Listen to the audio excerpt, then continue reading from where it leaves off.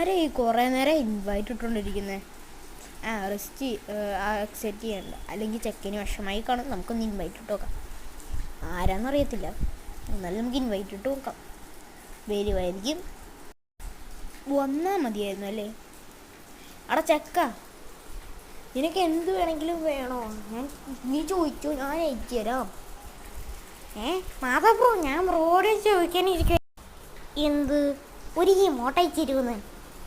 ഒന്ന് പോള ചക്ക, ഈ മോട്ടോ അതൊക്കെ ഭയങ്കര എക്സ്പെൻസീവ്, അതൊന്നും പറ്റത്തില്ല.